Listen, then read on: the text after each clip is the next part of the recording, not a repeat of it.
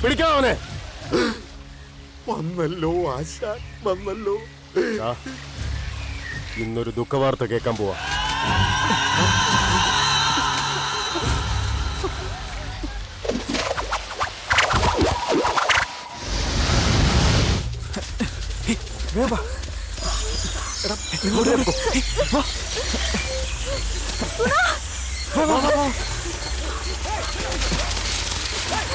വേഗം വാ, വേഗം വാ.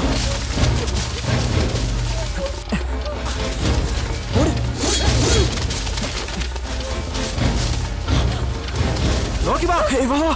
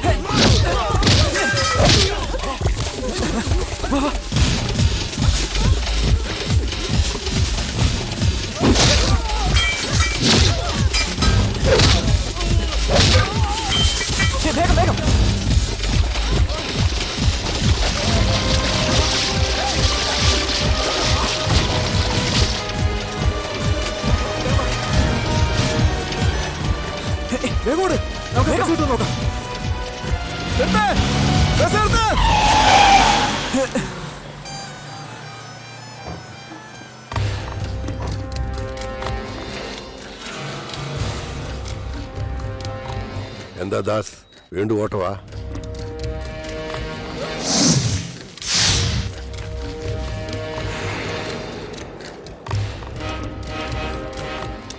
വീണ്ടും ആശാന്റെ ആൾക്കാരാ? എന്താണ് ഇന്നത്തെ പ്രശ്നം? സാർ, വീണ്ടും വീണ്ടും ആശാന്റെ വഴിയിൽ ഇടങ്കോലിടാൻ വന്നാലുണ്ടല്ലോ, മര്യാദക്ക് പൊയ്ക്കോ. എന്നാ ഇപ്പൊ തന്നെ തീർത്താലോ? എന്താണ് ആശാന്റെ റൂട്ടും ഇടങ്കോലൊക്കെ? ഒരു ഒറ്റ കീച്ചൊന്നല്ലടാ. അതാ നീ പറ. സാർ, ഇതെന്റെ ഫ്രണ്ടാ. ഇവനും ആശാന്റെ അനിയന്റെ മോളും തമ്മിൽ പ്രേമത്തില. പെട്ടെന്ന് കല്യാണം നടത്തേണ്ടി വന്നു. അതാ സാർ പ്രശ്നം. ഉടനെ വെട്ടാൻ ഇറങ്ങും എല്ലാരും. ഒരടി മുന്നോട്ടിഞ്ഞ് വെച്ചാ ഷൂട്ട് ചെയ്ത് കൊന്നുകളയും ഞാൻ. പോടാ. ദാസ് വണ്ടി കയറ്. പോടാ. വാ.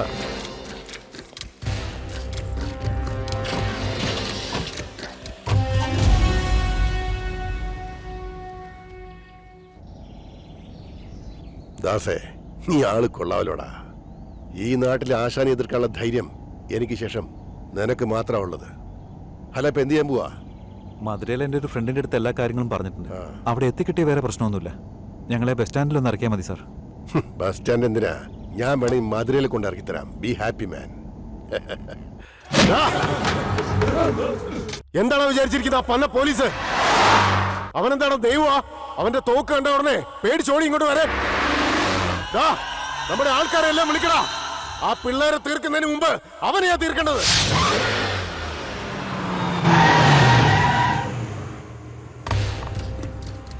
ഇറങ്ങ.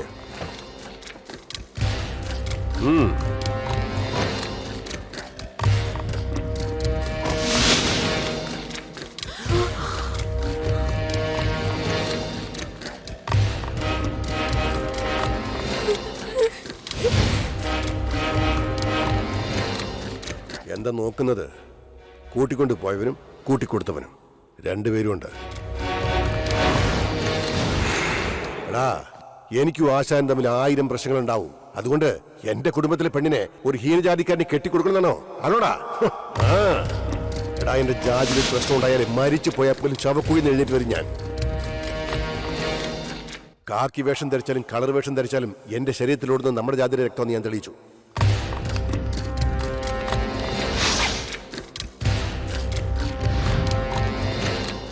ഇപ്പൊ നിങ്ങൾ എന്താ ചെയ്യാൻ പോകുന്നത്? അവരെ രണ്ടുപേരെ വലിച്ചു പുറത്തിടാ.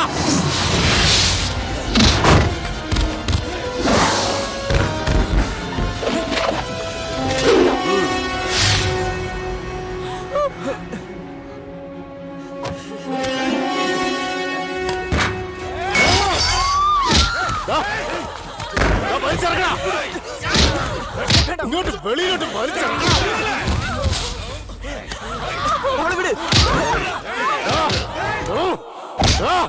ഞങ്ങളുടെ ജാതിയിൽ പെണ്ണെ തന്നെ വേണോടാ. രണ്ടിനെ എന്റെ മുന്നിൽ വെച്ച് കത്തിക്കണം. ഇവരെ രണ്ടുപേരെയും ജീവനോടെ പച്ചയ്ക്ക് കത്തിക്കടാ.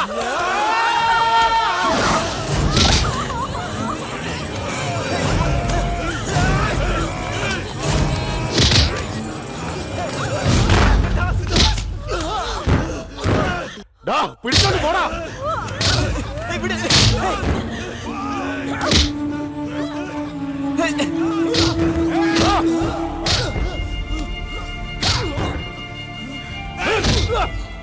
നിന്നെപ്പോലെ ഒരുത്തൻ ഈ നാട്ടിലുണ്ടാവാനും പാടില്ല, ഇനി ജനിക്കാനും പാടില്ല.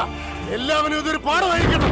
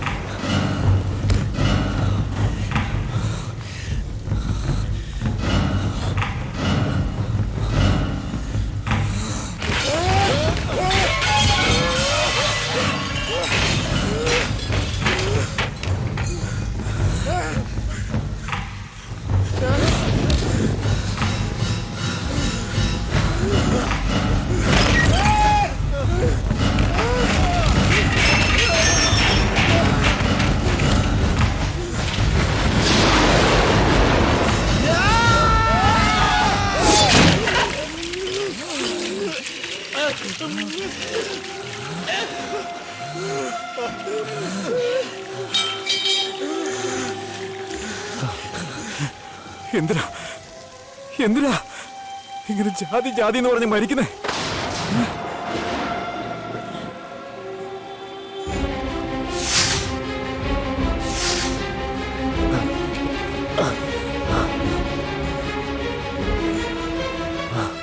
എന്താ നോക്കുന്നേ? തീപ്പെട്ടി നീ ഉറച്ചാൽ മാത്രമല്ല, ഞാൻ ഉറച്ചാലും കത്തും. എന്റെ ഗുണയും പുനതയും കത്തി എറിഞ്ഞപ്പോ അവരനുഭവിച്ച വേദന എന്താണെന്ന് നിനക്കും അറിയണ്ടേ? ദാസ്, ശരീരം കത്തിച്ചുകൊണ്ട് കാര്യമില്ല, മനസ്സാണ് കത്തേണ്ടത്. ഇദ്ദേഹത്തിന്റെ ഉള്ളിലെ ജാതി വരെ ഇല്ലാതാക്കേണ്ടത്. ഇപ്പൊ നീ ഇങ്ങനെ ചെയ്താ ഇദ്ദേഹം ചെയ്ത തെറ്റിന്റെ ആഴം എത്രയാണെന്ന് അറിയാതെ മരിച്ചു പോവും. അത് ഇദ്ദേഹം മനസ്സിലാക്കണം ദാസ്. ജീവിതകാലം മുഴുവൻ ദുഃഖിക്കണം. ഞാനൊരു കാര്യം പറയാം, അങ്ങനെ ചെയ്യൂ. എനിക്കറിയാം, നിന്റെ മനസ്സിൽ ഞാനുണ്ട്, എന്റെ മനസ്സിൽ നീയുണ്ട്. ഇപ്പോ ഈ നിമിഷം നിന്റെ കൂടെ ഞാൻ വരാം.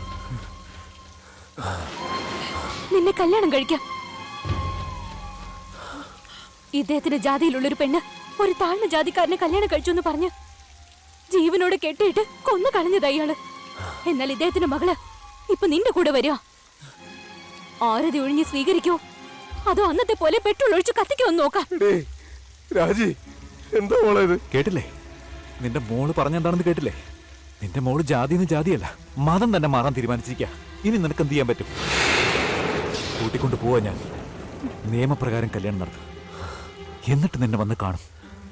നീ കൊല്ലണം ഞങ്ങളെ രണ്ടുപേരെയും.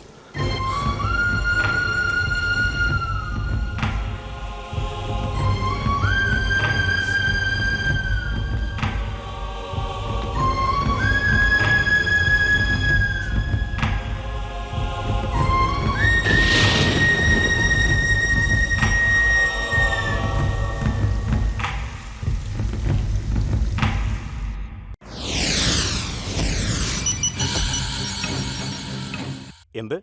നാട്ടിലും അന്വേഷിച്ചിട്ട് കണ്ടില്ലേ? ആ അമ്പലത്തിന്റെ പരിസരത്തൊക്കെ അന്വേഷിച്ചോ?